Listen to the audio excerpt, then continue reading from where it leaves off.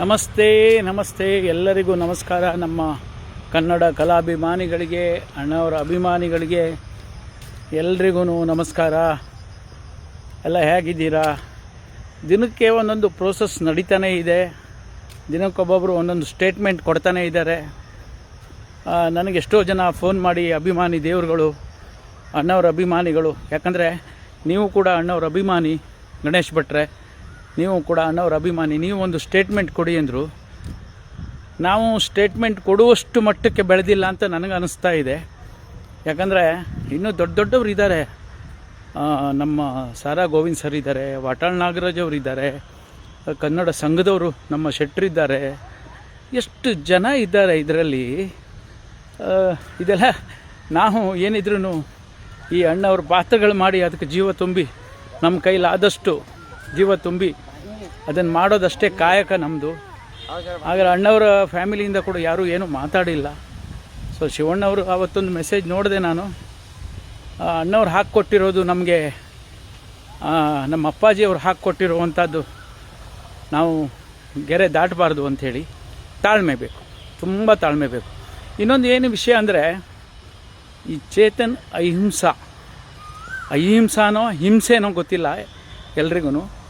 ದಯವಿಟ್ಟು ಅಣ್ಣವರ ಅಭಿಮಾನಿಗಳಲ್ಲಿ ನಾನೊಂದು ಮನವಿ ಮಾಡ್ಕೊಳ್ತೀನಿ. ನಾವೆಲ್ಲರೂ ಅವರನ್ನು ಹೈಲೈಟ್ ಮಾಡ್ತಾಯಿದ್ದೀವಿ.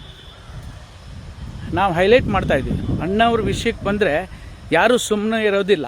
ನನಗೂ ಕೂಡ ತುಂಬ ದಿವಸದಿಂದ ಕೋಪ ಬರ್ತಾಯಿದೆ. ಬಟ್ ಆದರೆ ಕೋಪನ ತಾಳ್ಮೆಯಾಗಿ ತೊಗೊಳ್ತಾ ಇದ್ದೀವಿ. ಯಾಕಂದರೆ ಅಣ್ಣವ್ರು ಹೇಳಿರೋ ಮಾತುಗಳು ನಮಗೆ ಇವತ್ತು ಜ್ಞಾಪಕ ಬರುತ್ತೆ. ತಾಳ್ಮೆ ಬೇಕು. ನಮಗೇನು ಗೊತ್ತಿದ್ದರೂ ಎಲ್ಲ ಗೊತ್ತಿಲ್ಲ ಅಂತಲೇ ನಾವು ಹೇಳಬೇಕು ಅಂತ ಅಣ್ಣವರು ನಾನು ಕೇಳಿದ್ದೀನಿ ಅಣ್ಣವರು ಮಾತಾಡಿದ್ದನ್ನು. ಸೊ ಆದ್ದರಿಂದ ನಮಗೆ ಗೊತ್ತಿದೆ ಅಂದರೆ ಎಲ್ಲ ಕಡೆಯಿಂದನೂ ಏಟ್ಗಳು ಹಾಕ್ತಾರೆ, ಎಲ್ಲ ಕಡೆಯಿಂದನೂ ಇದು ಮಾಡ್ತಾರೆ. ನಮಗೇನು ಗೊತ್ತಿಲ್ಲ ಅಂದರೆ ಪಾಪ ಅವನಿಗೇನು ಗೊತ್ತಿಲ್ಲ ಅಂದ್ಬಿಡ್ತಾರೆ. ಹಾಗೆ ನಾನು ಮಾತಾಡಬಾರ್ದು ಅಂತಲ್ಲ, ಮಾತಾಡೋಕ್ಕೆ ನಮಗೂ ಬರುತ್ತೆ. ನಾಲಿಗೆ ಎಲ್ಲಿಬಿಲ್ಲದೆ ನಾಲಿಗೆ ಏನು ಬೇಕಾದ್ರೆ ಮಾತಾಡುತ್ತೆ. ಬಟ್ ಅವನು ಮಾತಾಡ್ದ ಅಂತ ನಾವು ಮಾತಾಡಿದ್ರೆ ನಮಗೂ ಅವನಿಗೂ ವ್ಯತ್ಯಾಸ ಇದೆ ಅಲ್ವಾ. ಈಗ ಏನಾಗಿದೆ ಅಂದರೆ ನಮ್ಮ ಅಣ್ಣವ್ರ ಅಭಿಮಾನಿಗಳು ಅವ್ರನ್ನ ಹೈಲೈಟ್ ಮಾಡ್ತಾ ಇದ್ದಾರೆ. ಅವರ ವೀಡಿಯೋಗಳು ಅಪ್ಲೋಡ್ ಮಾಡೋದೇನು, ಅವ್ರದ್ದಿನ್ನು ಮಾಡೋದು. ಅವರಿಗೆ ಏನಾಗಿದೆ ಅಂದರೆ ಸೋಷಿಯಲ್ ಮೀಡಿಯಾದಲ್ಲಿ ಚೇತನ್ ಅಂದರೆ ಯಾರಿಗೂ ಗೊತ್ತಿಲ್ಲ. ನನಗೆ ತಿಳಿದ ಮಟ್ಟಿಗೆ ಆ ದಿನಗಳು ಅಂತ ಒಂದು ಮೂವಿ ನೋಡಿದ್ದೆ ನಾನು ತುಂಬ ವರ್ಷದ ಹಿಂದೆ. ಅದು ಒಂದು ಮೂವಿ ಬಿಟ್ಟರೆ ಇನ್ಯಾವ ಮೂವಿ ಬಂದಿದ್ದು ನೋಡಲೇ ಇಲ್ಲ. ಅಣ್ಣವ್ರ ಬಗ್ಗೆ ಅವರಿಗೆ ಅನುಭವ ಕಡಿಮೆ ಇದೆ ಅಂತ ನನಗನ್ನಿಸುತ್ತೆ. ಅವರು ಅದನ್ನೆಲ್ಲ ಮಾತಾಡುವಾಗ ತುಂಬ ಯೋಚನೆ ಮಾಡಬೇಕಿತ್ತು. ಯೋಚನೆ ಮಾಡದೆ ಮಾತಾಡಿದ್ದಾರೆ. ಒಂದು. ಎರಡನೇದಾಗಿ ಅವ್ರು ಹೈಲೈಟ್ ಆಗಬೇಕಂತಲೇ ಮಾಡಿರೋದು ಇದು, ಉದ್ದೇಶಪೂರ್ವಕವಾಗಿ. ಅಂಥದ್ರಲ್ಲಿ ನಾವೆಲ್ಲ ಅಣ್ಣವ್ರ ಅಭಿಮಾನಿಗಳು ಏನು ಮಾಡಬೇಕು, ಈ ವಿಷಯನ ಅಲ್ಲೇ ಬಿಟ್ಬಿಡ್ಬೇಕು. ಏನಿದೆ ಲೀಗಲಾಗಿ ಏನೋ ಮಾಡ್ತಾಯಿದ್ದಾರೆ. ಗೋವಿಂದ್ ಸರ್ ಅವರು, ನಮ್ಮ ಸಾರಾ ಗೋವಿಂದ್ ಸರ್ ಅವರು ಕಂಪ್ಲೇಂಟೆಲ್ಲ ಕೊಟ್ಟಿದ್ದಾರೆ ಶೇಷಾದ್ರಿಪುರದಲ್ಲಿ, ನೋಡಿದ್ದೀನಿ ನಾನು. ನಾವೆಲ್ಲ ಸಣ್ಣವರು, ದಯವಿಟ್ಟು, ಯಾಕಂತ ಹೇಳಿದ್ರೆ ನಾವು ಅಷ್ಟೊಂದು ಮಾತಾಡುವಷ್ಟು ನಾವು ಬೆಳೆದಿಲ್ಲ. ನಾವು ನಮಗೆ ಏನು ಚೌಕಟ್ಟು ಹಾಕಿ ಕೊಟ್ಟಿದ್ದಾರೆ ಆ ಚೌಕಟ್ಟಲ್ಲಿ ಇದ್ದೀವಿ ಅಷ್ಟೇ. ಯಾಕಂದರೆ ನಾವೇನು ಚಳುವಳಿ ಹೋರಾಟಗಾರಲ್ಲ. ಆದರೆ ಕನ್ನಡ ಬಗ್ಗೆ ನಮಗೆ ಪ್ರೀತಿ ಇದೆ. ಅಣ್ಣವ್ರ ಬಗ್ಗೆ ಅಂತೂ ಅಪಾರವಾದ ಪ್ರೀತಿ ನಮಗೆ. ಅದು ಎಲ್ಲಿಂದ ಅಂತೂ ಗೊತ್ತಿಲ್ಲ ನಮಗೆ. ನಿಮ್ಗೆ ಗೊತ್ತು, ನನ್ನ ವಿಡಿಯೋಗಳೆಲ್ಲ ನೋಡ್ತಾ ಇದ್ದೀರಾ ನೀವು, ಎಲ್ಲ ಸಹಕಾರ ಮಾಡ್ತಾಯಿದ್ದಾರೆ. ಇವತ್ತು ಅಣ್ಣವರು ಮನೆಯವರು ಕೆಲವರು ಕೂಡ ವಿಡಿಯೋ ನೋಡ್ತಾ ಇದ್ದಾರೆ. ಗೊತ್ತು ನನಗೆ ಯಾರ್ಯಾರು ನೋಡ್ತಾ ಇದ್ದಾರೆ ಅಂತ ಚಿಕ್ಕದಾಗಿ ಹೇಳಿದ್ದಾರೆ. ಆಮೇಲೆ ಅಣ್ಣವ್ರದ್ದು ವಜ್ರೇಶ್ವರಿ ಕಂಬೈನ್ಸ್, ಅಲ್ಲಿ ಕೂಡ ನನಗೆ ತುಂಬ ಜನ ಸಿಕ್ಕಿದ್ರು. ಅವರು ಕೂಡ ಹೇಳಿದ್ರು.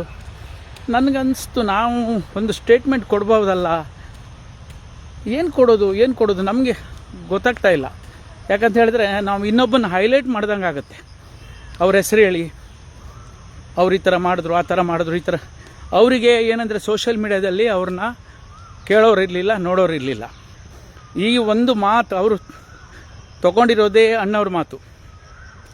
ಅಣ್ಣವರು ಕರ್ನಾಟಕದ ರಾಜ ಅಲ್ಲ, ಇಡೀ ಪ್ರಪಂಚದ ರಾಜ. ಕೆಂಟಕ್ಕಿ ಕರ್ನರ್ ಅಂದರೆ ಇಡೀ ಪ್ರಪಂಚದ ರಾಜ.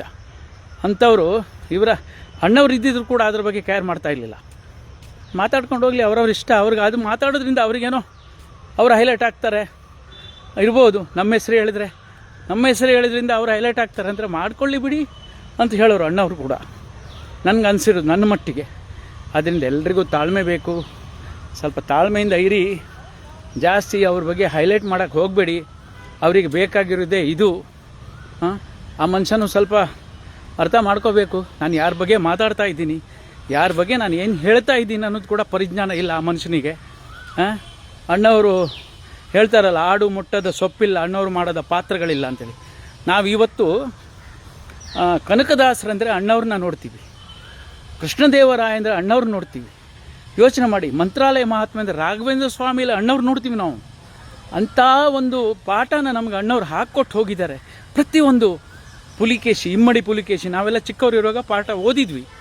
ಬಟ್ ಇಮ್ಮಡಿ ಪುಲಿಕೇಶಿ ಒಂದು ಅಣ್ಣವ್ರ ಚಿತ್ರನೇ ಇದೆ. ಅಲ್ಲಿ ನಾವು ಯಾರು ಕೃಷ್ಣದೇವರಾಯ ಅಂದರೆ ಅಣ್ಣವ್ರು ನೆನೆಸ್ಕೋತೀವಿ ನಾವು.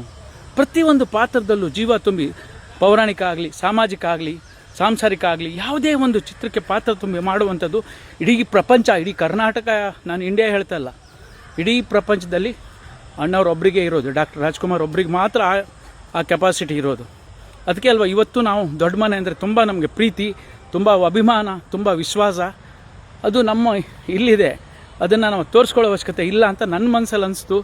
ಸೊ ಆದ್ದರಿಂದ ದಯವಿಟ್ಟು ನಾನು ಹೇಳೋದು ಏನಿದೆ, ಕಾನೂನು ಹೋರಾಟ ಮಾಡ್ಬೋದು, ಅವರನ್ನು ಹೈಲೈಟ್ ಮಾಡುವಂಥದ್ದು ಮಾಡಬೇಡಿ ದಯವಿಟ್ಟು. ಎಲ್ಲ ಅಣ್ಣವರ ಅಭಿಮಾನಿಗಳಲ್ಲಿ ಮನವಿ. ಯಾಕೆ ನಾನು ಒಬ್ಬ ಅಣ್ಣವ್ರ ಅಭಿಮಾನಿಯಾಗಿ ಹೇಳ್ತಾ ಇದ್ದೀನಿ. ಯಾಕಂದರೆ ಅವನ್ನ ಎಷ್ಟು ಹೈಲೈಟ್ ಮಾಡ್ತೀವಿ ಅಷ್ಟು ಅವನು ಇನ್ನೂ ಬೆಳೀತಾ ಹೋಗ್ತಾನೆ. ಗೊತ್ತಾಗತ್ತೆ, ಅವರಿಗೂ ಜ್ಞಾನ ಬರುತ್ತೆ. ಈಗ ನಾವು ಯೋಚನೆ ಮಾಡಬೇಕು. ನನಗೂ ಭಾಳ ಬೇಜಾರಾಯಿತು ಅವ್ರ ಮಾತುಗಳು ಕೇಳಿ. ಹೇಳಬಾರ್ದು, ಅಣ್ಣವ್ರ ಕೊಡುಗೆ ಅಪಾರ ಇದೆ. ನೋಡ್ತಾ ಇದ್ದೀರಾ ಎಲ್ಲ ಯೂಟ್ಯೂಬಲ್ಲಿ, ಸೋಷಿಯಲ್ ಮೀಡ್ಯಾದಲ್ಲಿ ನೋಡ್ತಾ ಇದ್ದೀರಾ. ತುಂಬ ಮಾಡಿದ್ದಾರೆ ಒಂದು ಕಾಲದಲ್ಲಿ. ಅಂಥ ಗೌರ್ಮೆಂಟ್ ಅವರು ಸೈಟ್ ಅಪ್ಲೈ ಮಾಡಿದ್ರೆ ಬೇಡ ಅಂತ ಹೇಳಿದ್ರೆ ಅವರು 30-40 ನಮ್ಗೆ ಯಾಕೆ ಅಂತ ಹೇಳ್ಬಿಟ್ಟು ಹೇಳಿದ್ರಂತೆ ಅಮ್ಮವ್ರ ಹತ್ರ. ಅಂಥದ್ರಲ್ಲಿ ಅವರೆಲ್ಲ ಆಸೆ ಬೀಳ್ತಾರೆ. ಆಸೆ ಬೀಳೋ ಜನ ಅಲ್ಲ ಅವರು ದುಡ್ಡೇ ನೋಡಲಿಲ್ಲ. ಅವರು ಅಷ್ಟು ಒಳ್ಳೆಯ ವ್ಯಕ್ತಿನ ಇವ್ರು ಹೇಳಬೇಕಾದ್ರೆ ಯೋಚನೆ ಮಾಡಬೇಕಿತ್ತು. ಚೇತನ್ ಹಿಂಸಾನ ಗೊತ್ತಿಲ್ಲ ನನಗೆ. ನಾನು ಆ ಮನುಷ್ಯನ ಬಗ್ಗೆ ನನಗೆ ಒಂದೇ ಗೊತ್ತಿದ್ದು, ಒಂದೇ ಆ ದಿನಗಳು ನೋಡಿದೆ, ಇದುವರೆಗೆ ನೋಡಿಲ್ಲ. ಈಗ ಅಣ್ಣವ್ರ ಬಗ್ಗೆ ಮಾತಾಡಿದ ತಕ್ಷಣ ತುಂಬ ಹೈಲೈಟ್ ಆಗಿಬಿಟ್ಟಿದ್ದಾರೆ. ದಯವಿಟ್ಟು ಎಲ್ಲ ಅಣ್ಣವ್ರ ಅಭಿಮಾನಿಗಳಿಂದ ಮನವಿ, ಅವರನ್ನು ಹೈಲೈಟ್ ಮಾಡೋಕ್ಕೆ ಹೋಗಬೇಡಿ, ಬಿಟ್ಬಿಡಿ. ಅದರಿಂದ ನಾವು ಲೈಕು ಕಮೆಂಟ್ ತೊಗೊಳ್ಳೋ ಅವಶ್ಯಕತೆ ಇಲ್ಲ. ಅಣ್ಣವರೇ ನಾವು. ಅಣ್ಣವ್ರ ಅಭಿಮಾನಿಗಳು ಯಾವತ್ತೂ ಸಾಯೋವರೆಗೆ ನಾವು ಅಣ್ಣವ್ರ ಅಭಿಮಾನಿಗಳೇ. ನಮ್ಮ ರಕ್ತದ ಕಣಕಣದಲ್ಲಿ ಅಣ್ಣವ್ರು ತುಂಬಿಕೊಂಡಿದ್ದಾರೆ. ಅಷ್ಟಿದ್ರೆ ಸಾಕು ನಮಗೆ. ದಯವಿಟ್ಟು ನನ್ನ ಮಾತಿಂದ ಯಾರಿಗಾದರೂ ಬೇಜಾರಾದರೆ ಕ್ಷಮಿಸಿ. ಈ ಮಾತು ಯಾಕೆ ಹೇಳಿದೆ ಅಂದರೆ, ತುಂಬ ದಿವಸದಿಂದ ನನಗೆ ಫೋನ್ಗಳು ಬರ್ತಾಯಿದೆ, ಗಣೇಶ್ ಭಟ್ರೆ ನೀವು ಯಾಕೆ ಒಂದು ಸ್ಟೇಟ್ಮೆಂಟ್ ಕೊಟ್ಟಿಲ್ಲ, ಅಣ್ಣವ್ರ ಅಭಿಮಾನಿಗಳಲ್ವ ಅಂತೇಳಿ. ನಾನು ಅದಕ್ಕೆ ಹೇಳಿದೆ, ದೊಡ್ಡವರು ಇದ್ದಾರೆ ಸ್ವಾಮಿ, ನಾವು ಯಾವ ಲೆಕ್ಕ ಬಿಡಿ ಅಂದೆ. ನಾವೇನೋ ಸಣ್ಣ ಪುಟ್ಟ ಒಂದು ವಿಡಿಯೋ ಮಾಡಿಕೊಂಡು ಹೋಗ್ತಾಯಿದ್ದೀವಿ. ಅಭಿಮಾನಿ ದೇವರುಗಳು ಆಶೀರ್ವಾದ ಮಾಡ್ತಾರೆ, ಪ್ರೀತಿ ಕೊಟ್ಟಿದ್ದಾರೆ. ಅದಕ್ಕೆ ದಯವಿಟ್ಟು ನನ್ನ ಮಾತಿಂದ ಯಾರಿಗೂ ಬೇಜಾರಾಗಬಾರ್ದು. ನನ್ನ ಮಾತಿಂದ ಯಾರಿಗಾದರೂ ಬೇಜಾರಾದರೆ ಕ್ಷಮಿಸಿ ಅಂತ ಕೇಳಿಕೊಂಡು ನಾನು 2 ಮಾತು ಆಡಿದ್ದೀನಿ. ಎಲ್ಲರಿಗೂ ಹೇಳ್ತೀನಿ, ದಯವಿಟ್ಟು ಹೈಲೈಟ್ ಮಾಡೋಕ್ಕೆ ಹೋಗಬೇಡಿ, ವಿಡಿಯೋಗಳು ಫಾರ್ವರ್ಡ್ ಮಾಡೋಕ್ಕೆ ಹೋಗಬೇಡಿ. ಆದಷ್ಟು ಆವಾಗ ನಾವು ಅವ್ರನ್ನ ಇನ್ನೂ ಹೈಲೈಟ್ ಮಾಡ್ದಂಗೆ ಆಗುತ್ತೆ. ಅವರು ಅದು ಹೈಲೈಟ್ ಮಾಡಲಿ ಅಂತಲೇ ಅವರೊಂದು ಸೋಷಿಯಲ್ ಮೀಡ್ಯಾದಲ್ಲಿ ವೈರಲ್ ಆಗಬೇಕಂತಲೇ ಮಾಡಿರುವಂಥ ಸ್ಟೇಟ್ಮೆಂಟ್ ಇದು. ದಯವಿಟ್ಟು ನನ್ನಿಂದ ಏನಾದರೂ ಮಾತಾಡಿದ ತಪ್ಪಾದರೆ ಕ್ಷಮಿಸಿ ಅಂತ ತಮ್ಮಲ್ಲಿ ಕೇಳ್ಕೊಳ್ತೀನಿ.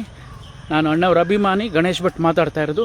ಧನ್ಯವಾದಗಳು. ಜೈ ಭುವನೇಶ್ವರಿ, ಜೈ ಡಾಕ್ಟರ್ ರಾಜ್ಕುಮಾರ್.